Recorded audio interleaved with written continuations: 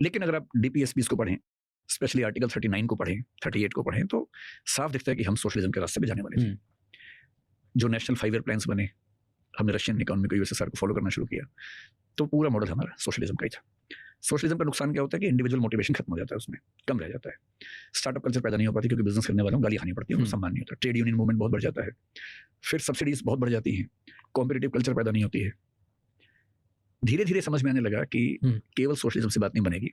1991 एक turning point था, जब मनमोहन सिंह को फाइनेंस मिनिस्टर बनाया गया और उस समय नरसिम्हा राव पीएम बने थे इलेक्शन के बाद। ये समझ में आ गया था कि हमारी इकोनॉमी कोलैप्स होने के आसपास है, सोना गिरवी रखा हुआ है, डेट्स बहुत बढ़ चुके हैं, कैसे संभालें देश को। मनमोहन सिंह का बहुत बड़ा एहसान है हमारे देश पे, एज एन इकोनॉमिस्ट, वो आरबीआई गवर्नर रह चुके थे, उनको फाइनेंस मिनिस्टर बनाया गया और उन्होंने कहा कि अब हमें लिबरलाइजेशन, प्राइवेटाइजेशन, ग्लोबलाइजेशन के बिना काम चलेगा नहीं, तो एलपीजी पॉलिसी हमारे देश में आई और हम मानते हैं कि न्यू इकोनॉमिक पॉलिसी 1991 एक टर्निंग पॉइंट बना। तो वहां से हम कैपिटलिज्म के फेवर में होना शुरू हुए, not at the cost of socialism, उसको साथ में लेके। अब हम ठीक ठाक कैपिटलिस्ट कंट्री इस सेंस में है कि स्टार्टअप कल्चर को प्रमोट करते हैं। हमारी सरकार बिजनेस करने वालों को अपमान के भाव से नहीं देखती है।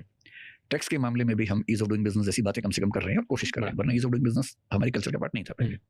लाइसेंसेस कम हो, ये सब है। दिल्ली में जैसे कुछ दिन पहले मैं एक मीटिंग में था, जी साहब वहाँ पर थे, वो बता रहे थे कि एक नया स्कीम लेके आए कि रेस्टोरेंट्स को शुरू करने के लिए परमिशंस पुलिस से लेनी ही नहीं है, और कुल मिला के 6 या 7 परमिशन हैं, वो 6 से 7 दिन की विंडो है, हर डिपार्टमेंट दिन में नहीं देगा तो डीम्ड परमिशन मान ली जाएगी। इसको बोलते हैं ईज ऑफ डूइंग बिजनेस, और कई डिपार्टमेंट से कर रहे हैं, कई राज्य कर रहे हैं। तो अब हमारे स्टेट को ये समझ में आ गया कि सरकारी नौकरियों से और खेती से काम नहीं चलने वाला। हमें ऐसे लोग चाहिए जो उद्यम करें और नौकरियां दें लोगों को, और टैक्स भी दे सरकार को ताकि सड़कें बने और जो इंफ्रास्ट्रक्चर चाहिए वो सब बने। तो इस स्टार्टअप कल्चर के बिना कोई चारा तो है नहीं। स्टार्टअप कल्चर का मतलब वो नहीं कि कहानी बनाई आईपीओ बेचा, मैं उसकी बात नहीं कर रहा। उद्यम करना है ना, एंटरप्रेन्योरशिप करना। तो जिस मात्रा में एंटरप्रेन्योरशिप को वैल्यू मिल रही है, उस मात्रा में हम कैपिटलिज्म के फेवर में जा रहे हैं।